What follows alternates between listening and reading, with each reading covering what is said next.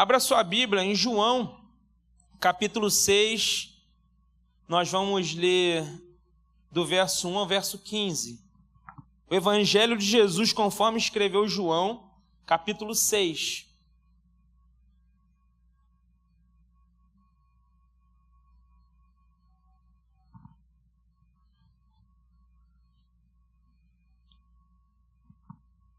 João 6, de 1 a 15.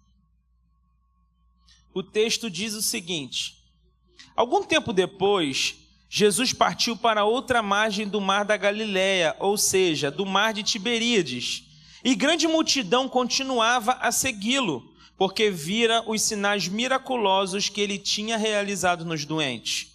Então Jesus subiu ao monte e sentou-se com seus discípulos. Estava próxima a festa judaica da Páscoa. Levantando os olhos e vendo uma grande multidão que se aproximava, Jesus disse a Filipe: onde compraremos pão para esse povo comer? Fez essa pergunta apenas para pô-lo à prova, pois já tinha em mente o que ia fazer. Filipe lhe respondeu: 200 denários não comprariam pão suficiente para que cada um recebesse um pedaço. Outro discípulo, André, irmão de Simão Pedro, tomou a palavra. Aqui está um rapaz com 5 pães de cevada e 2 peixinhos. Mas o que é isto para tanta gente? Disse Jesus: mandem o povo assentar-se. Havia muita grama naquele lugar, e todos se assentaram. Eram cerca de 5.000 homens. Então Jesus tomou os pães, deu graças e os partiu entre os que estavam assentados, tanto quanto queriam, e fez o mesmo com os peixes. Depois que todos receberam o suficiente para comer, disse aos seus discípulos: ajuntem os pedaços que sobraram, que nada seja desperdiçado. Então eles os ajuntaram e encheram 12 cestos com os pedaços dos 5 pães de cevada deixados por aqueles que tinham comido. Depois de ver o sinal miraculoso que Jesus tinha realizado, o povo começou a dizer: sem dúvidas, este é o profeta que devia vir ao mundo. Sabendo Jesus que pretendiam proclamá-lo rei à força, retirou-se novamente sozinho para o monte. Amém. Queridos, Jesus, ele sai de uma margem do mar da Galileia e vai para o outro lado para poder descansar com os discípulos.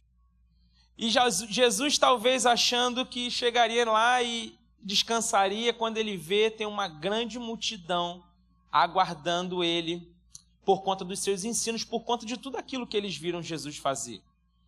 E quando Jesus olha para aquela multidão, sabe qual é o sentimento de Jesus? Compaixão. Porque eles eram como ovelhas sem pastor.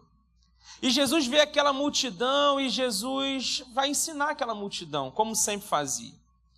Só que o tempo vai passando. O tempo vai passando, tem muita gente ali. Chega um momento em que Jesus fala: olha, esse povo precisa comer. Esse povo precisa de alimento.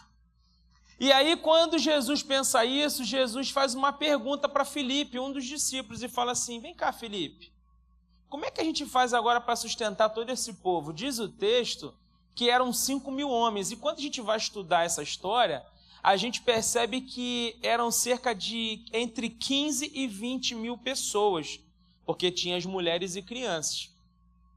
E aí, quando Jesus faz essa pergunta, o Filipe responde de um jeito interessante. Filipe responde assim: mestre, nem 200 denários são necessários para que todo mundo coma um pedaço de pão. E aí um outro discípulo, vendo aquela cena, um outro discípulo aborda Jesus e fala assim: Jesus, tem um menino aqui. Tem um menino aqui que está com um lanchinho. Esse menino está com alguns pães e uns peixes aqui. E aí Jesus manda que os discípulos mandem um povo sentar. Diz o texto que era um lugar gramado. Eles sentam. E aí Jesus pega aqueles pães e aqueles peixes, ele dá graças e começa a repartir. Ele agradece a Deus. Ele agradece a Deus, começa a repartir. Sabe o que acontece? Eles vivem um grande milagre. Por quê? Jesus consegue pegar aqueles pães e peixes e dividir para todos aqueles homens, mulheres e crianças. E diz o texto que todo mundo come, todo mundo se alimenta. e ainda sobram 12 cestos de alimentos naquele lugar. Queridos, olhando para esse texto, é um texto que a gente conhece demais, é uma história que a gente já ouviu tanta coisa sobre. Mas quando a gente faz uma análise desse texto, a gente percebe que existia um grande desafio aqui. Qual era o desafio? Aos olhos humanos era impossível aquele povo todo comer. Aos olhos humanos, a gente poderia muito bem falar assim, olha, vocês aprenderam com Jesus, agora faz o seguinte, vão cada um para sua casa, vão tentar comer alguma coisa por aí, porque aqui não tem nada. São 15 mil pessoas aqui sentadas esperando o que comer. Não tem como alimentar todo esse povo. O desafio é grande demais. E aí, queridos, quando a gente olha para os discípulos de verdade não sabiam como agir nessa situação. Por quê? Filipe simplesmente fala, olha, nem 200 denários a gente compra pão. André, ele chega com o menininho, mas ele fala assim, tem uns pães e peixes aqui, mas o que é isso para tanta gente? Ou seja, eles não sabem como agir. Qualquer semelhança não é mera coincidência. Você já viu que às vezes acontecem uns desafios na tua vida que você não sabe fazer? Eu não sei você, mas comigo acho que é de 2 em 2 horas a média. Fala, Deus! Tantas vezes na vida a gente olha para um desafio e fala assim, meu pai, mais um. Como que eu vou fazer nesse? O que fazer nessa situação aqui, Senhor? Eu não sei o que fazer. Aqui os discípulos estão vivendo o mesmo. Por quê? Porque eles olham para o desafio, eles olham para o cenário e falam assim, deu ruim. Logo eles que estavam acostumados a ver Jesus fazendo grandes coisas, hein? Logo eles que viram Jesus fazendo coisas assim miraculosas. Mas agora, queridos, aquela situação fugiu totalmente do controle dos discípulos. E sabe o que acontece? Aquilo que parecia sem solução se transforma em um dos maiores milagres públicos da história. Porque mais de 15 mil pessoas agora são alimentadas por conta de uns pães e uns peixinhos. Queridos, onde não existia solução, onde não existia uma saída, onde não se tinha uma estratégia, Jesus faz um grande milagre que entra para a história. E aqui, quando a gente olha para esse texto, o texto é muito claro, ensinando algumas lições importantes para a gente. Quem aqui quer viver um grande milagre? Eu quero. Quem aqui quer viver algo exponencial nessa noite ainda? Eu quero. Então, quando a gente olha para esse texto, nós conseguimos entender algumas lições importantes para que a gente possa viver, sim, também um grande milagre. Eu creio que podemos sair daqui hoje testemunhando um grande milagre da parte de Deus.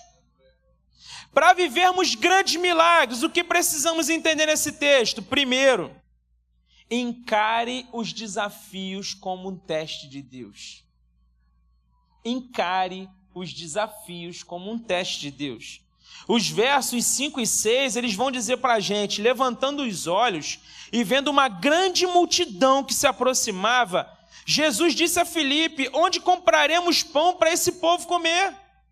Fez essa pergunta apenas para pô-lo à prova, pois já tinha em mente o que iria fazer. Meus amados, Jesus faz uma pergunta muito simples para Filipe. Vem cá. Deixa eu te perguntar uma coisa, Filipe. Onde a gente compra pão? Onde a gente vai comprar pão? Onde tem uma padaria aberta agora para a gente alimentar esse povo todo? É na Paulicéia? Ou é lá no Gramacho? Filipe fala, Jesus, deixa eu te falar uma coisa importante aqui. Nem com 200 reais a gente compra pão para todo esse povo. Tem gente demais. Tem muita gente, Jesus, não dá. Queridos, Jesus faz uma pergunta, não é para um andarilho que está passando ali, não. Jesus não aborda alguém ali no meio da multidão e fala assim, vem cá, como é que eu faço para comprar pão aqui? Jesus fala com um discípulo. Jesus fala com alguém que estava ao lado dele, caminhando com ele, vivendo milagres com ele, que conhecia ele. Ou pelo menos falava que conhecia. Queridos, é muito claro aqui que Jesus, ele faz essa pergunta porque estava colocando Filipe à prova, porque o texto fala isso para a gente. Que aí a gente olha para o texto, sabe o que a gente percebe? Que o Filipe, ele dá uma resposta baseada naquilo que ele pensava. Ele não percebeu que aquela pergunta era um teste de Deus. Por quê? Pastor, era um teste de Jesus ou de Deus? Era de Jesus, Jesus é Deus. Amém, gente? Ele olha para aquela situação e fala assim, olha, 200 denários não são suficientes. Por quê? Porque ele está vendo pelos olhos humanos. Ele é abordado por Jesus, mas ele faz uma resposta pronta, humana. Ele não encara essa pergunta de Jesus como um teste de Deus, e poderia ter tirado 10, mas tirou abaixo da média. Queridos, muitas vezes nós deixamos de viver grandes milagres com Jesus, sabe por quê? Porque a gente fica muito preso ao natural. Tem muita gente que é muito natural, que acha que o evangelho é muito racional. A gente sabe que precisa ser racional muitas vezes. Porque tem muita gente também que vive de emoção. Já viram aquelas pessoas que vivem de emoção? E rodopia, e corre, e faz, e não sei o quê, e vem fogo, e vê anjo, e corre. Mas essa pessoa às vezes não tem um pingo de maturidade teológica. Porque vê anjo onde deveria estar vendo demônio. Só que aqui, queridos, o Filipe, ele dá uma resposta para Jesus muito humana, muito natural. Porque ele fala assim, Jesus, 200 denários não eram suficientes, não serão suficientes para a gente viver isso. Só que Filipe está se esquecendo que ele está ao lado de Jesus, que ele é o dono do sobrenatural. Jesus está ali no natural, mas Jesus tem poder para fazer o sobrenatural. E Filipe não entende essa pergunta de Jesus como um teste de Jesus. Por quê? Porque ele está preso aos recursos financeiros que ele não tinha. Você já percebeu que muitas vezes você precisa viver um milagre e você fica buscando uma coisa que você não tem, sabendo que aquilo não vai te trazer um milagre? Porque a gente é teimoso mesmo. Às vezes a gente fica preocupado, olhando com as coisas. A gente sabe que precisa do milagre, mas a gente está preso à humanidade, à nossa humanidade, tentando fazer coisas do nosso jeito. Filipe poderia muito bem falar, Jesus, olha, deixa eu te falar uma coisa, dinheiro não tem, padaria não tem, mas eu tenho você. Só tenho você. Só faltava eu perceber. Já viram aquela musiquinha? Para ele tirar 10, ele só precisava disso, reconhecer que aos olhos humanos, ele não teria como cumprir essa missão. Mas ele tinha Jesus do lado dele, era um teste de Jesus. Você sabia que Jesus vive testando a gente? Porque às vezes você fica tentando fazer do teu jeito, você quer viver um milagre, o milagre está pronto para você. Você só precisa obedecer aquilo que Jesus mandou você obedecer, mas você quer fazer do teu jeito, você quer fazer do teu jeito, você quer fazer do teu jeito. Sabe o que acontece? Você está perdendo tempo, você já poderia ter vivido o milagre há muito mais tempo. Seja obediente, acredite que do teu jeito não vai acontecer. Que muitas vezes o desafio é um teste de Jesus para que você entenda que é dependente dele.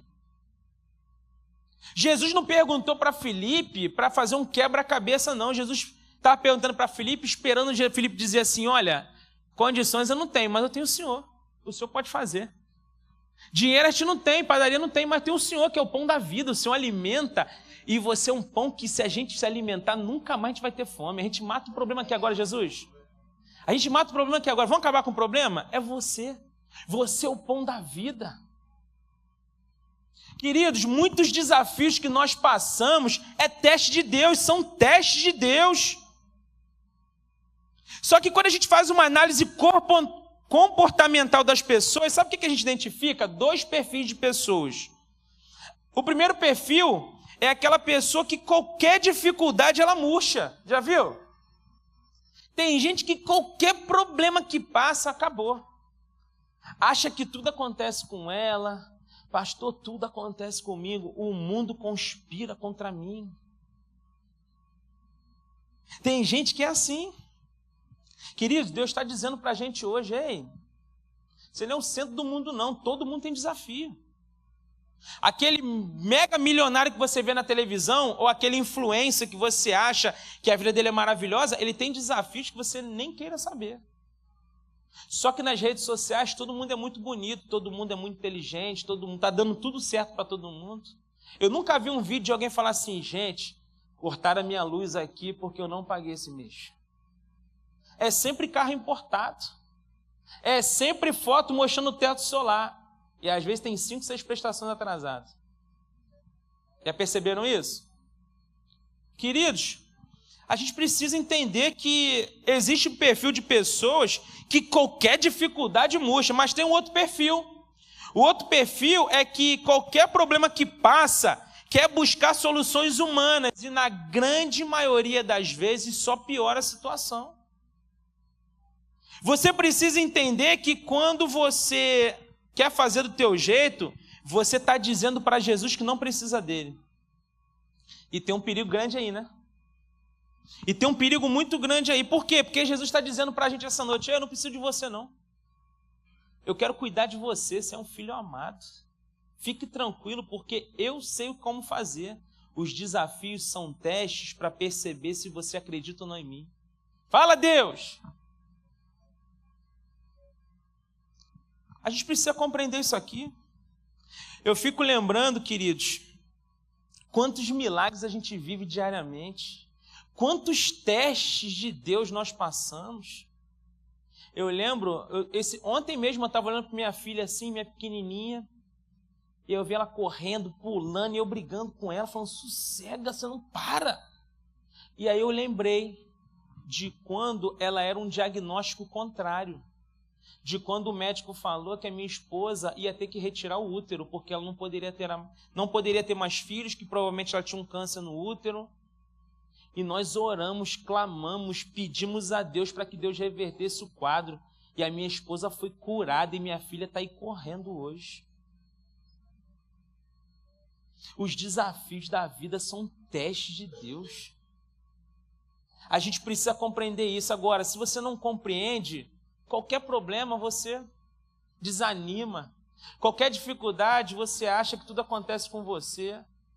Ou tem um outro perfil que tudo você quer resolver do teu jeito. Você está perdendo tempo, você está perdendo dinheiro, você está perdendo saúde, você está perdendo alegria. Coloque os seus problemas nas mãos de quem pode resolver. Felipe, como é que a gente faz, Felipe? Quando te perguntar agora, vem cá, Silvia, como é que faz? Aí você vai falar, Senhor, não tem dinheiro. Você vai falar, não, o Senhor é quem provê tudo que eu preciso. Eu sei que essa dificuldade é um teste teu, porque o Senhor vai fazer na minha vida. Você crê nisso? Mas em segundo lugar, qual é a segunda lição que a gente tem para esse texto? Para vivermos grandes milagres, precisamos apresentar para Deus a nossa realidade, sem minimizar ou supervalorizar. Os versos 8 e 9 dizem, outro discípulo, André, irmão de Simão Pedro, tomou a palavra. Aqui está um rapaz com 5 pães de cevada e 2 peixinhos. Mas o que é isso para tanta gente? André chama um menino que está ali, no meio do povo. Tem um menininho ali, eu fico imaginando com uma bandejinha, com um pãozinho, peixinho, e ele está pronto para comer, para lanchar. Aí André vê o menino e fala assim, Jesus, tem um menino aqui, com pão e peixe, o Macfish, né? Está com o Macfish aqui. Mas só que André fala um negócio, gente. André fala assim, o que é isso para tanta gente? O que é isso para tanta gente? E essa frase, ela mostra que a postura de André não condiz com uma pessoa que caminha com Jesus. Porque ele diminuiu aquilo que ele tinha nas mãos, e mesmo sabendo que Jesus poderia fazer um reboliço, multiplicar aquilo, ou nem precisar daquilo, porque Jesus poderia dar uma ordem dos céus e cair o alimento que era necessário para aquele povo. Jesus poderia dar uma ordem e acontecer tudo ali, mas ele pega esse menino e ele fala, tem um menino aqui, mas o que é isso para tanta gente? Sabe o que ele estava fazendo? Ele estava diminuindo a realidade dele. Ele apresenta algo para Jesus, diminuindo aquilo que ele apresentou. Querido, hoje nós vemos 2 problemas quando apresentamos para Deus a nossa realidade. O primeiro problema é que muitas vezes minimizamos a nossa realidade. Tem gente que fala, Senhor, eu tenho um problema aqui, mas ele é pequeno, eu sei que só tem coisas maiores para poder tomar conta. Eu sei que tem alguém passando por uma dificuldade maior do que a minha. E aí você minimiza, né, o seu problema. Você pega o seu problema e diminui o seu problema. Por quê?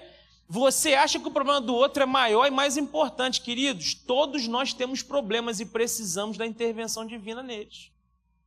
Todos nós temos. Todos nós temos dificuldades que precisamos que Jesus entre hoje com provisão. Mas tem um grupo de pessoas que supervaloriza a realidade. Você sabia que quando você supervaloriza o seu problema, você coloca um Deus, você tira Deus do trono e coloca o seu problema no trono. E agora o seu problema é o seu Deus. Você sabia disso? Porque Deus, ele tem poder para mudar qualquer realidade. Você não pode achar que o seu problema é maior do que o seu Deus. Porque se você pensa, se você imagina, se você coloca o seu problema maior do que o seu Deus, ele é o seu Deus. E será que vale a pena a gente tirar Deus do trono e colocar um problema nosso no trono? Será que o nosso problema tem um poder maior do que o nosso Deus? Será? Queridos, Deus age no sobrenatural. Devemos encarar os desafios apresentando para Deus a nossa verdadeira realidade. Senhor, eu estou com esse problema aqui. A minha realidade hoje é essa. O meu casamento está complicado. Minha vida financeira não está fácil. A minha espiritualidade, ela é fraca. Você precisa apresentar de verdade qual é o seu problema e pedir a Jesus uma intervenção dele. Mas em terceiro lugar, qual é a lição que a gente aprende com esse texto? Para vivermos grandes milagres, não duvide que você pode ser alvo de um grande milagre. No domingo passado eu falei algo muito parecido com isso. Deus está falando algo muito importante para a gente. Por quê? Porque os versos 11 e 13 vão dizer para a gente: então Jesus tomou os pães, deu graças e os repartiu entre os que estavam assentados, tanto quanto queriam, e fez o mesmo com os peixes. Depois que todos receberam o suficiente para comer, disse aos seus discípulos: ajuntem os pedaços que sobraram, que nada seja desperdiçado. Então eles os ajuntaram e encheram 12 cestos com os pedaços dos 5 pães de cevada deixados por aqueles que tinham comido. Na multiplicação de peixes e pães, queridos, o texto não vai dizer que eram 5.000 homens importantes ali. O texto não vai dizer que eram autoridades constituídas naquele tempo. O texto vai dizer que eram 5.000 homens, pessoas normais como você e eu. Pastor, por que você está falando isso? Sabe por quê, gente? Tem muita gente que acha que não pode ser alvo do milagre. Às vezes você que está aqui hoje, vindo num culto de curas e milagres, você veio falando com Deus que você não é alvo do milagre dele. Você chegou aqui até meio pensando, será que eu posso viver isso? Será que dessa vez pode ser eu, queridos? Você precisa declarar que você é o alvo do milagre. Tem muita gente que vive só testemunhando o que o parente viveu, o que o vizinho viveu, o que a amiguinha viveu, o que o pastor viveu. Eu sei que viver as experiências às vezes dói na gente, não é tão fáceis não. Mas você precisa vir para cá, para a igreja e declarar, eu sou o alvo do milagre. Deus vai fazer hoje na minha vida. Hoje eu saio daqui para contar o meu testemunho. Eu era estéril, mas eu sei que hoje eu estou curada. Eu vou sair daqui para gerar filhos em nome de Jesus. Eu estou com um diagnóstico terrível aqui hoje. O médico falou que eu tenho pouco tempo para poder reverter isso aqui. Mas eu sei que saindo por essas portas eu já não tenho mais esse diagnóstico. Você é o alvo do milagre. Deus está fazendo algo grandioso nesse lugar, queridos. Cada domingo a gente vê um milagre poderoso aqui. Por que você acha que você hoje Não é o escolhido? Será que Deus escolhe alguns e você está sempre fora da escolha? Será que Deus é pai de uns e não é pai de outros? Você precisa sair daqui acreditando que você hoje é o alvo do milagre. Eu lembro uma vez que eu estava lá no culto na sede, aí o pastor Josué começou a contar a história de um rapaz, de um casal que estava passando na Ponte Rio-Niterói, e aí conforme eles estavam indo, eles viram um rapaz para se jogar da ponte. Eu acho que já contei isso aqui, mas pode ser novo para alguém. E o rapaz estava para se jogar. Quando eles viram, eles pararam o carro e falaram para o rapaz, você não vai se jogar daí não. Ele, não, vou me jogar, porque minha vida não está valendo a pena mais. Eles falaram, não, você não vai me jogar não. Jesus morreu por você. E começaram a falar de Jesus para o rapaz. Sabe o que aconteceu? O rapaz não se suicidou. O rapaz foi com eles, o rapaz aceitou Jesus e começou a caminhar com Cristo e com eles. Quando eu ouvi aquela história, já viram aquele sentimento? Nossa, que vontade de viver um negócio desse. Que vontade de viver isso. E eu fui para casa, acabou o culto, muito lindo, tal, aquela coisa, eu fui para casa. Você acredita que naquele mesmo dia eu vivi isso? Eu estou chegando perto da minha casa, 2 ruas da minha casa, um homem jogado no meio da rua, lotado de gente. Eu falei, meu Deus, assassinaram alguém ali. Onde tem muita gente, ou é Cosme Damião, ou tragédia. Trabalho não tem gente assim, só corre, né? E aí, queridos, eu olhei aquele homem. Já viram aquela autoridade que o Espírito te dá? Eu parei o carro, não sabia nem o que estava acontecendo, fui lá. Quando cheguei lá, eu falei, por que ele está no chão aqui? O homem todo ralado, um senhor, todo ralado, todo machucado. Falei, por que ele está assim? Todo mundo, igual arquibancada, de um lado do outro da rua, e ele sozinho na rua. Por que ele está assim? Aí o pessoal está tentando se suicidar, se jogando na frente dos carros que estão passando aqui. Já se jogou várias vezes aí. Queridos, eu lembrei da história lá da Ponte Rio-Niterói. Eu falei, Senhor, isso é terrível, hein? Eu falei que queria viver algo parecido, já estou vivendo. E aquilo me tomou de um jeito. Eu cheguei para aquele homem e falei, levanta daí. E ele ficou me olhando assim, com a autoridade que eu cheguei, e falou, rapaz, isso aqui manda muito, hein? Eu falei, levanta daí. Ele, não, eu vou me matar. Eu falei, vai se matar nada. Vocês acreditam que o pessoal falando, deixa ele aí, deixa ele se matar. Eu falei, fica na tua aí também, não se mete aqui não. Eu falei, o senhor vai levantar daqui, o senhor vai se matar nada. O senhor tem um Jesus que morreu por você. Você tem que parar com isso. Ah, minha vida não faz mais sentido. Vai fazer hoje em nome de Jesus. E comecei a conversar com ele, peguei o senhor, levei o senhor na casa dele, botei ele para tomar um banho, botei ele para trocar de roupa, falei, agora o senhor vai dormir e mais tarde eu volto aqui para poder conversar com o senhor. Mais tarde eu voltei lá, era uma nova criatura. A fisionomia dele tinha mudado. Eu falei, meu Deus, meu Deus. Eu falei, eu queria tanto viver esse milagre e hoje eu sou o alvo do milagre, porque eu queria ser um agente do milagre e Deus me ouviu. E Deus me ouviu. E aí passou um tempo, eu estou numa igreja, eu escuto uma pessoa falar, uma vez eu ia me suicidar.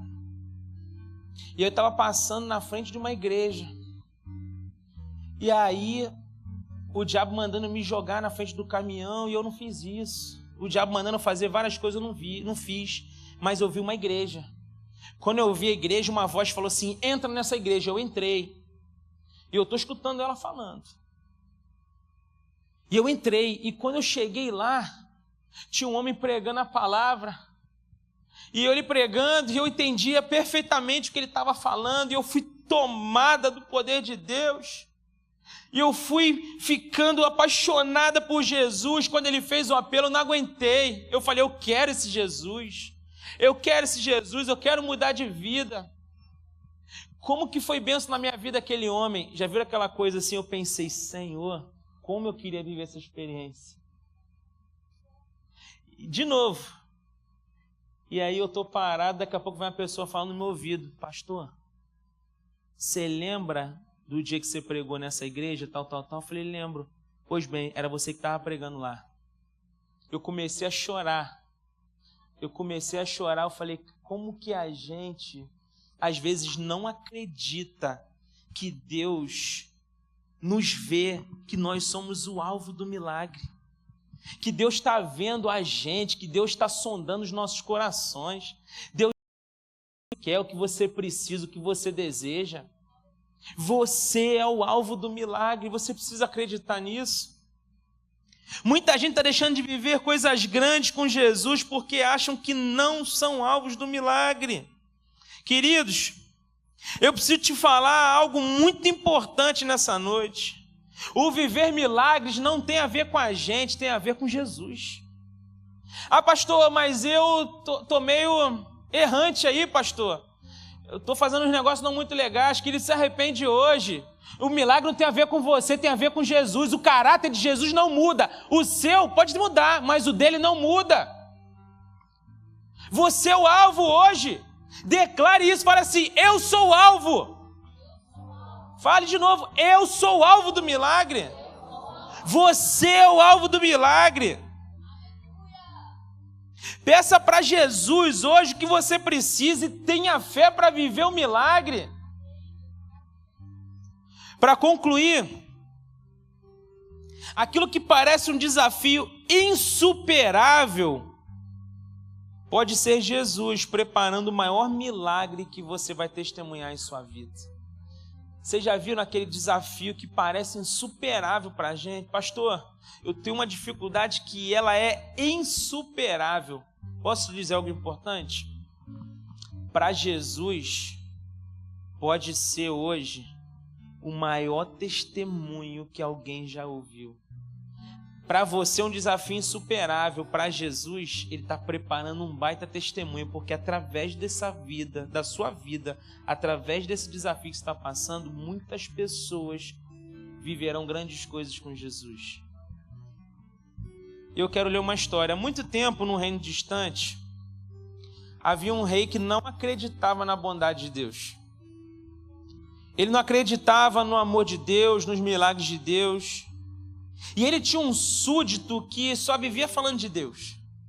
Ele tinha um súdito que sempre lembrava uma verdade para ele. O súdito dizia, meu rei, não desanime, porque Deus é bom. Deus faz milagres.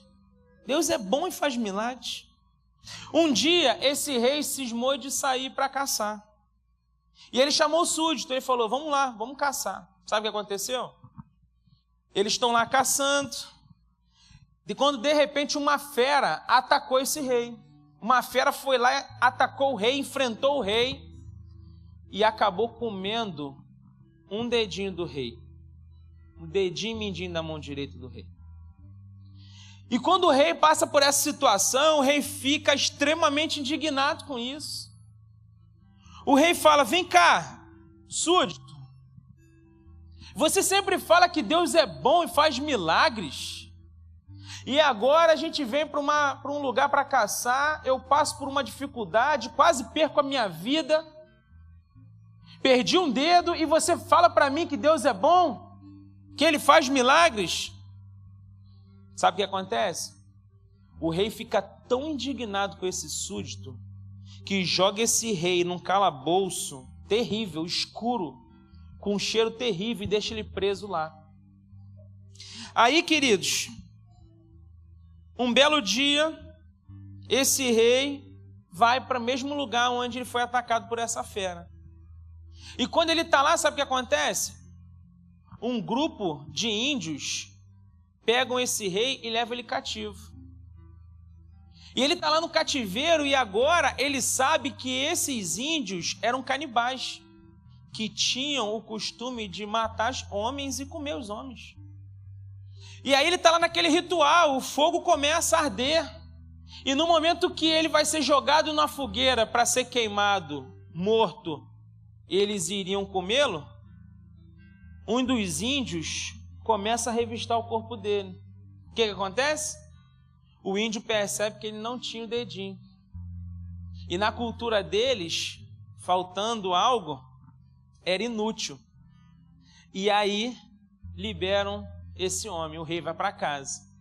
Qual é a primeira coisa que o rei faz?